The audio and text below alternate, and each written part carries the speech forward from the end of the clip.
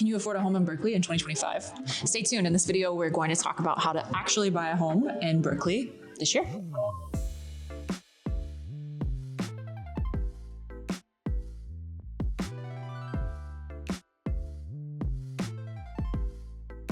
Welcome back to Living in the Bay Area. In this video, we're going to talk about some of the common home buyer myths what we've discovered when working with buyers throughout the Bay Area. We're also going to cover some tips and tricks on your search in Berkeley, and we'll also do a breakdown of the costs with one of our mortgage calculators so you can see how much it takes to afford a home in Berkeley, California in 2025. A lot of times we get buyers that come to us thinking that they can't afford a home without 20% down. While having a 20% down payment will give you some advantages in a competitive market. Conventional loan products allow 5% down payment for single family home, multifamily, duplex, triplex, fourplex is what I mean by that. Sorry about that.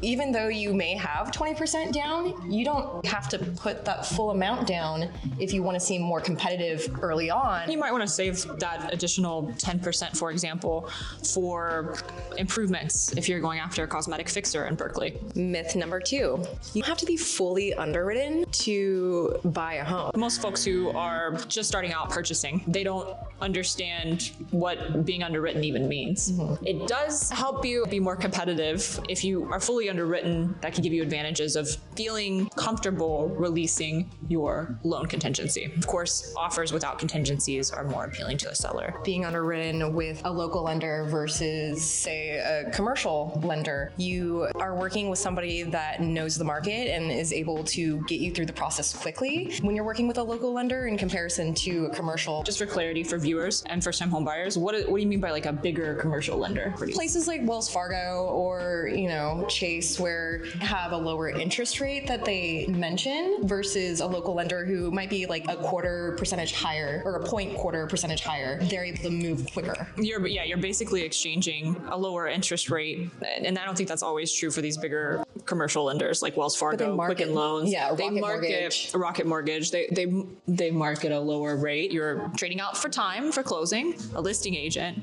and the seller are going to look at that bigger lender as more red tape. Hey, their underwriter is probably not in-house. They probably don't have a personal relationship with their underwriter. Their loan processor is someone else's hire. It's not their intimate team. And when you are working with a local lender too, that would hold better credibility for local agents. If they see, say for example, LaSalle Mortgage, then they know that these are people that get the job done versus, again, Wells Fargo, Rocket Mortgage. There's so many specific things that are specific to the East Bay market, to other parts of the Bay Area market that have to do with natural hazards and insurance issues. Local lenders tend to have the connections that get deals done and have experience working also with the FAIR plan in California. You can probably go through the pre-approval process a lot quicker. I've gotten clients pre-approved within 2 days, whereas some commercial lenders might take the entire week. So we do want you to get pre-approved.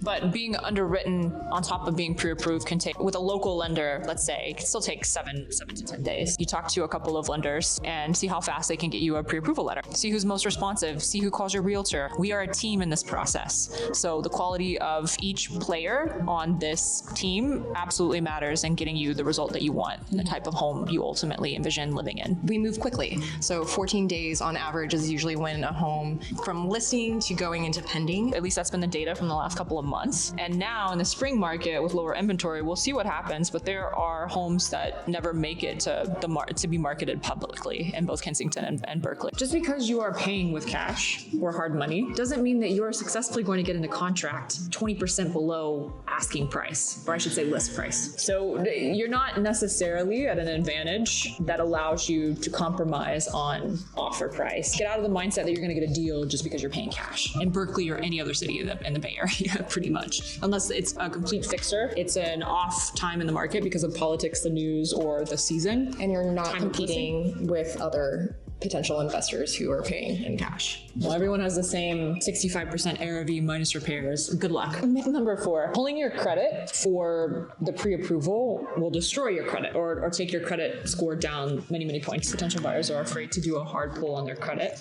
by the mortgage broker that they're interviewing. Totally understand that concern. However, if you shop around for rates or interviewing several mortgage brokers, your inquiry will only count as one inquiry. They're doing a hard pull on your credit so they can give you a better idea and get a better sense of what your interest rate will be. Historically, if you have a credit score that's above 760, there's not much improvement past 760 in terms of the interest rate that you'll be offered. While we encourage you to talk to several mortgage brokers in the beginning, do it around the same time of day, on the same day if you can, because mortgage rates change very quickly. And it might seem that one mortgage broker has a competitive advantage over another mortgage broker when in fact it's just a factor that's out of their control. That pre-approval allows you to see what's possible and to bridge the gap between your expectations of what you want to spend with your expectations of the type of house that you want. What's your dream house, and then what's your budget house? Where your actual comfort zone is. Yes. That's what I think that we're trying to get at. It's always great to know what your max is and where that comfort zone is. Say their max budget is $1 million. And so they're looking at houses that are listed at $999.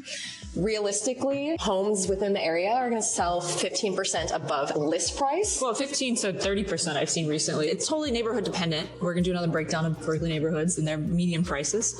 Anywhere from 10 to 30%. So in Berkeley, unless it's explicitly said by the listing agent, transparently priced, which you wouldn't be able to see on public remarks, it would be listed probably between $699 and $799, maybe $849 in a slow time period for something that's not completely renovated. The pre-approval allows you to do exactly what you said. Get a realistic sense of what you feel comfortable spending and what you could spend, and then focus your time and energy in your search with your realtor on, we're about to get into it, the myth of list price versus asking price and valuation. That way you can target homes that are listed at a price you know will ultimately sell for what's in your comfort zone. Number 6, using calculators on Zillow and Redfin or any of the other consumer-facing sites are going to give you an accurate depiction of what your monthly cost will be when purchasing a home in Berkeley. There are some other line items like property tax, potential mortgage insurance depending on your down payment, and the interest rate is so variable. Sometimes those calculators, they don't know what your credit score is. They don't have an accurate appraisal. The date of the interest rates. Well, they don't have an accurate appraisal of your situation either. And the biggest problem with these calculators is that they're oftentimes using the list price of the property or their valuation from their algorithm of that property. So if a house is listed for 1.1 or more commonly 998 in Berkeley, they'll use the 998 number for the mortgage calculator. Really, you need to think about what 1.1 versus 1.1, 1.2, well, even going 10% over asking price is a good deal in Berkeley. Now that we talked about what you should do, we're going to show you the numbers using one of our mortgage brokers' calculators with the correct property tax, city transfer tax, and the closing costs. And we're going to show you what certain price points equate to in terms of mortgage, tax, insurance, liability. Here's some examples. All right, so let's say that we are hoping to only spend $950,000 on a home in Berkeley. And I'm going to look at this property that's priced at $825,000. It's on Channing Way, which is a busier street. Looks like it's a little bit of a fixer. I'm going quickly through here. You definitely want to budget for some upgrades. And looking at the disclosure packet will give you an idea of how much you need to fix in the near future. And this is just outside of Poets Corner, Central Berkeley. So let's assume with our mortgage calculator that we're going to spend $950,000 on this property and that our down payment will be 10%. Our loan amount is $855. Today's interest rate is 6.5% for an owner-occupant non-investment loan. 30-year mortgage. The mortgage insurance is why the mortgage broker's calculator will be helpful. They'll have estimations of mortgage insurance based on your down payment and loan product. So it's an extra $391 per month. The property taxes, how did I find this percentage? I initially had it set at 1.5%, but for this property on Channing Way, I went to the county's site to see what the base assessment for that part of Berkeley is. For an $812,000, $813,000 valuation, we've got 1.2%, and the special assessments, all these measures that we vote for that get passed down to the homeowners, is included here. So when looking at this total and the valuation, that percentage is roughly 1.55%. So I modified this here to reflect a more accurate estimation, closer estimation of property taxes on a monthly basis. So our estimated monthly payment at $950,000 purchase with 10% down is this amount. I haven't done anything to modify the interest rate based on the credit score, but your mortgage calculator will be preset when you qualify with your mortgage broker to your score and the interest rate reflected from that score. So let's say that we decided we were only going to put, instead of 10% down, 5% down of that $950,000 purchase. That would be $47,500. Our loan liability is this. So our monthly mortgage rate, assuming that the mortgage insurance doesn't go up, is now $7,470 for this bungalow.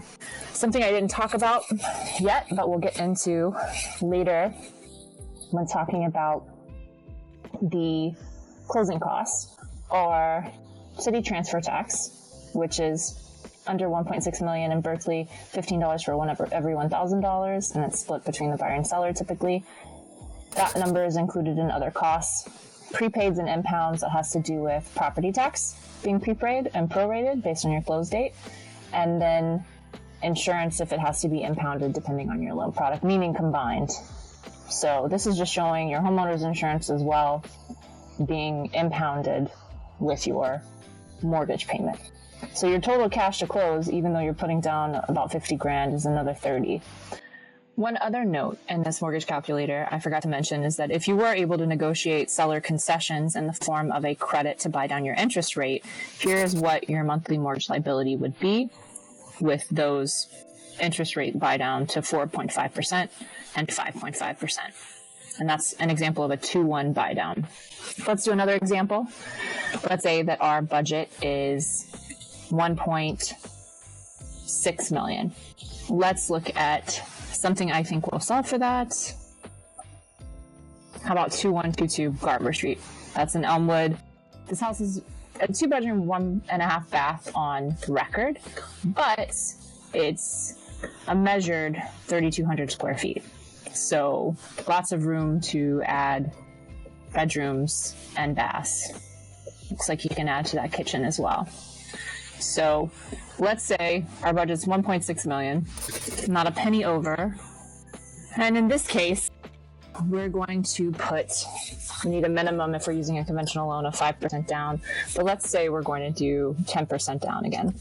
So our loan amount is 1.44. Conventional loan limits in Alameda County for single family homes are 1.209750. If that's the case, I need to make sure that my loan amount does not exceed that. This is the catch with the 5% down, 10% down when you're using a conventional loan. You can use a different type of loan product, such as a jumbo loan. I'm not going to use that example here. I'm going to come up with more cash so that my conventional loan limit is what is reflected in the loan amount. So what did I say again? I said 1.209. So 1.209, 475, something like that. So I need to come up with that difference. It's $390,000, 525. What's the principal based on that? I'm at 6.5% mortgage insurance. I have more than 20% down, so this is going to be 0.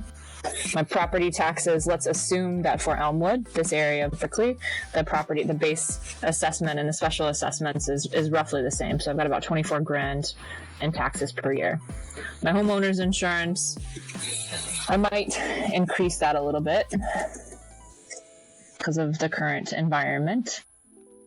And I'm not assuming any seller credits in this case, but my monthly mortgage liability at 1.6 million with 24% down is still going to be above 9 grand a month. And our estimated cash to close is going to be an additional almost 50 grand, roughly 50 grand. Our appraisal fees, our underwriting fees will stay the same. And the city transfer tax is still going to be $15 for every $1,000 under 1.6 million. So half of that's 12 grand. So we're going to do this other example.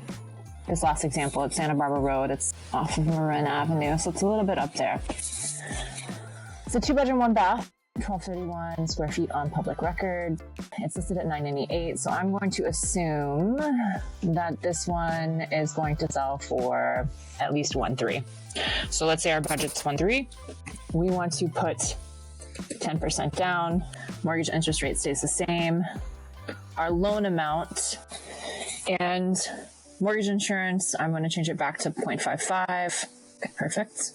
Property taxes, I'm going to assume they're the same in this area based on this valuation. Homeowners insurance, I'm going to, since it's in the Berkeley Hills, I'm going to say $400 a month. And then there's no HOA in this part of the Berkeley Hills. So look up the property taxes out of curiosity for this particular property. What you might notice is the valuation is so much lower than the current valuation. So this is why putting this percentage, this tax percentage based on your offer price and new valuation is important, because instead of just looking at the old property tax bill, because you will get a supplemental tax bill. So you're budgeting ahead of time here. The prorated tax bill and escrow may not include the proration for the new valuation. And that way you have less of a surprise in looking at these numbers than at the time that you close escrow, if that makes sense. We'll go into that another time. Because of Prop 13, you'll see huge differences in old property tax bills with the one that you should expect when the county catches up to the new valuation, when the home hasn't been sold for a long time. So anyway, at $1.3 million and 10% down, you're looking at a $10,000 monthly payment in the Berkeley Hills. Next up, we're going to describe our search process and how we work backwards from your comfort zone and max budget to show you what's possible. So this is the MLS. And when we first meet you as a buyer and you come to us after your pre-approval and you say, I'm pre-approved for $1.2 million, but my budget, I only want to spend $1 million because of the interest rate and monthly mortgage liability, et cetera, et cetera. What we do, we go into the MLS, the multiple listing service. This is the back end of all the consumer facing sites that you see, or at least the listing feeds come from the MLS. Sync to all of the sites that you see these listings on initially when you're first starting, like Redfin, Trulia, Zillow, Realtor.com. And the only things that you don't see, and the advantage of being on this site, is that you don't see coming soons on those consumer-facing sites. You'll see them here under our Collab Center when we set up a search for you, an automated search for you based on the criteria we get to through this process. What I do first, on the MLS, I look at everything that's sold in Berkeley for $1 million, because that's your budget price, and you're only looking for single-family homes, let's say, and I don't limit any of the other criteria. I pull something from 6 months back. There are only 30 listings in the past 6 months under $1 million. And in that result, I also give you the map, so you can see where you have a higher probability of finding a property in Berkeley, which neighborhoods have the most homes sold under $1 million. Southwest Berkeley, south of Poets Corner, Northwest Berkeley, Ocean View. There are a couple of surprises here, in my opinion, so I'm curious what those properties look like. But one way that I can also show you quickly which ones were probably fixers are the ones that sold with cash, private money, or seller financing. So about 10 of the 30 have been sold with cash. You still have 20 that went to conventional loan buyers. So once I send you this, I set it up on the Collab Center, and you can favorite the ones that you would have gone for in your search had you been looking the last 6 months. And then we can figure out from those favorites which neighborhoods, we can keep all neighborhoods open, but we can figure out if it's realistic for you to keep your search criteria in relation to square footage, bed bath count, lot size the same. We'll modify your search criteria based on what you favorite here. If you tell me, hey, I want to see what's possible at 1.2 million, you can see already that you had potentially 16 more opportunities than at 1 million. On that list, again, from the map search that you receive, and these results, you can see, again, where some of this listing volume at 1.2 and below came from. And there were a couple in the hills that went for 1.1 million, that sold for 1.1 million. So you wouldn't need to exclude any neighborhoods necessarily, minus Westbury, Thousand Oaks Heights. You can then narrow or expand your criteria. So once I have that list of solds, and let's say I choose a $1.2 million price point, you have a collaboration center in which you can go through, and even though they've already sold, this is just to get an idea of what your idea would have been. This was obviously a fixer. 3 bedrooms, 2 bath, 1836 square feet. Favorite. South Berkeley went for $15,000 under ask. 3 bedroom, 2 bath, 1452 square feet. So this is what the Collab Center looks like. You can comment and you can favorite, and then we can set up your search based on the neighborhood, based on the square footage, you would then adjust your criteria. If there are no homes under your price point that match the criteria that you want, then you have a couple of options. First option, if you're lucky, you can change your budget. Not everybody can, but if you're capable of adjusting, then take advantage of that opportunity. Second, you can change your neighborhoods depending on where you're looking at and what, if you have flexibility of being up in the hills versus being in the flats, will give you better options. More options. More options. We can't guarantee better options. That's true. If you're saying initially, oh, I really need 3 bedrooms and this square footage, maybe it will serve you to search for 2 bedrooms with an office space or a specific square footage that would allow for the addition of a bedroom in that footprint of the home. Or if you're not looking at school-specific areas, then expanding into towns like El Cerrito, where you can get better bang for buck for square footage, bedroom, bath count, lot size. One of the neighborhoods where you oftentimes can get into Berkeley at a lower price point is Central Berkeley and Southwest Berkeley. In the last 3 months, the home that sold for the least amount was for $625,000. Granted, it was purchased with cash, 3-bedroom, 1-bath. It was definitely, it needed major systems upgrades, but $625,000. And there were 2 other ones that sold for even less than that, but one turned out to be a lot next to a structure that was half finished in the hills. And the most expensive neighborhoods in Berkeley are Elmwood, North Ray, Claremont, and Thousand Oaks.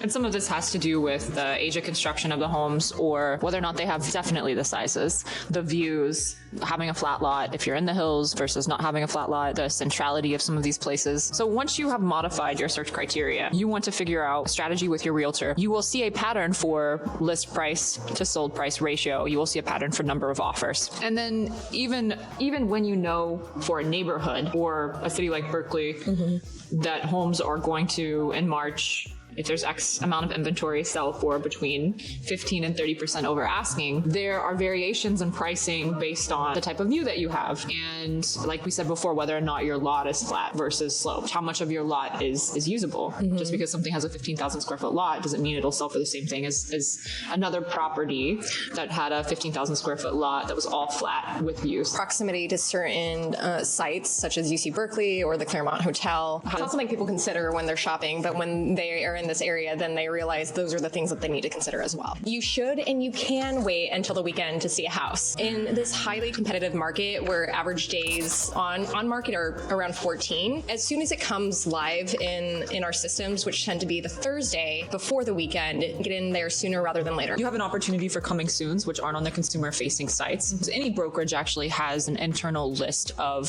circulated pocket listings that aren't yet on market. They might not be prepped. Mark as well. Top Agent Network's one of them. There's, coming soon on the MLS. And then there are the internal brokerage lists. Also wanting to know, working with local agents versus out of area agents, because we are constantly staying on top of what's coming on in our area. Your realtor's network of agents who work in very niche parts of Berkeley will have knowledge of something coming to market. And that gives you the opportunity to come in preemptively. That does not mean that the seller will always want to do that. So especially if you're trying to offer below what the data tells you. Just because you're making a preemptive offer doesn't mean you're going to get a deal or that the seller is going to accept something far below what it would normally sell for if it'd been fully marketed. You are eliminating competition and having certainty sooner. And sometimes you are saving money, but it often means that the seller hasn't gone through the full preparation process. Depending bringing on the stages. house. Yeah. The point is, don't necessarily wait until the open house weekend. Your realtor will communicate with you about confidential remarks or communication that the listing broker has made about whether or not the seller is willing to review preemptive offers. Listing agents have to present any offer given to them to the seller, but the seller could be really adamant about waiting until an offer due date. And that's because they want to be able to leverage all the parts of multiple offers to renegotiate a better offer.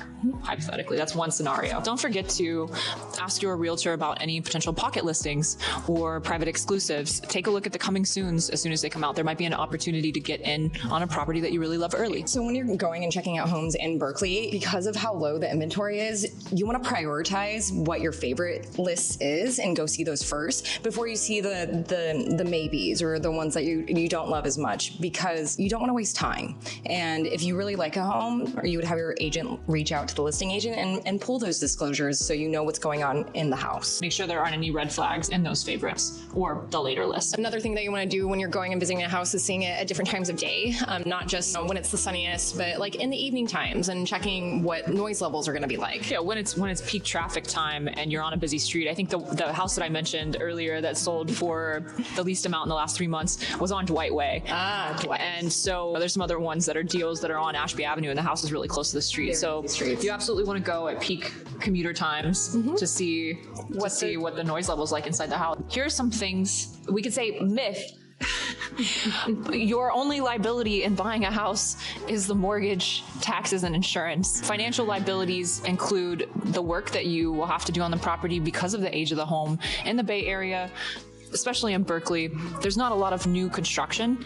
And even if there were new construction, I would question the quality of the construction. But these older homes, and especially if there hasn't been a ton of transfer of ownership over the years, means that there might be major, aesthetically, it might be very well preserved, but there might be major systems that need to be replaced, such as the electrical. Maybe there's existing knob and tube. Water heater. Maybe there's lots of fungus and dry rot. The water heater needs to be braced properly for the appraisal, for your loan. Old. The roof. The roof. How long ago the roof was updated, because of the diversity of style of homes in Berkeley.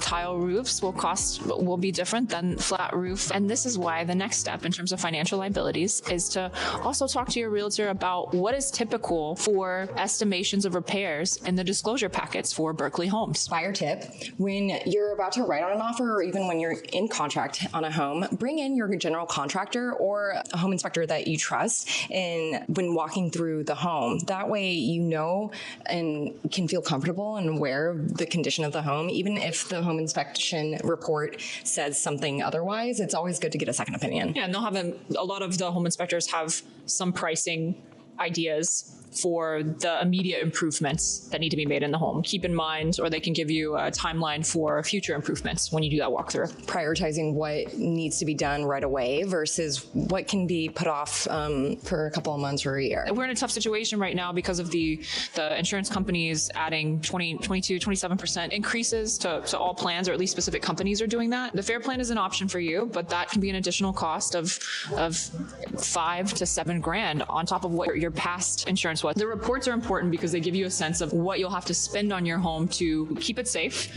over the next 5 to 10 years. Another liability is the city and county transfer tax. In Berkeley, it's a ridiculous cost now. I take issue with the fact that it's higher than San Francisco at the same price point.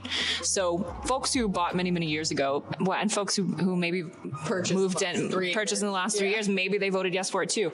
But this ordinance that you have to pay on any purchase above $1.6 million, $25 for every $1,000 of home value. And what we see in San Francisco, for example, is a more tiered pricing for city transfer tax. And you already as a new homeowner are going to be paying property taxes on your home valuation, which is considerably higher than some of your neighbors. And now you have to, in order to get into the house, your closing costs are going to be very high. Granted, the city transfer tax is split between the buyer and the seller. Typically, you can request that the seller pay all of it. You want to do a calculation. If you're to spend over $1.6 million in Berkeley, there's a calculator you can use for the amount you spend and what your city transfer tax will be in the city of Berkeley. They reward homeowners for having their property seismically retrofitted within a year of purchasing by giving them back 33.33% of the city transfer tax that was paid in total. So if you do buy a home for over 1.6 million and spend X amount of dollars, you can ask for a refund to cover some of your expenses when you retrofit your house, which you can do anywhere from $7,000 to $10,000, depending on the square footage of your home. There's also Brace and Bolt program, which is a county-wide, which I think it's multiple counties. You can get a grant of about $3,000 for the seismic retrofitting. So you can almost completely cover the cost with those two incentives. And we'll drop the link for those details below. To recap everything we talked about, get pre-approved before you start searching and interview several mortgage brokers. You don't want to be shooting in the dark. Reminder that working with a local mortgage broker is generally better than working for a large commercial lender. Getting pre-underwritten is even better. That shows that you have done all the underwriter of the loan has done all the financial due diligence for you as an individual before making an offer. Also, using your mortgage broker's calculator and not just the online Consumer-facing Redfin ones. Yeah, no, it's not going to give you the accurate numbers that you need. Getting market data to widen or narrow your search results. This way, adjust for your budget or your expectations based on your results. Ask about pocket listings and coming soons, and also make sure to tour properties before the weekend if possible. And during peak traffic hours and at different times of the day with your realtor. Make sure you understand the other expenses that come with buying a home in Berkeley, such as the closing costs, which include the city transfer tax, the Berkeley city transfer tax, the point of sale ordinances, if they're not covered by the seller, insurance costs. Insurance costs. Get a home insurance quote before making an offer on the property. Make a preemptive offer if you can. Walk through the house with a home inspector or general contractor in order to get an estimate for other financial liabilities. There's a ton more to say about the Berkeley real estate market and how to get into a home in Berkeley in 2025. Make sure you hit the like and subscribe button below. Follow us for more videos like this.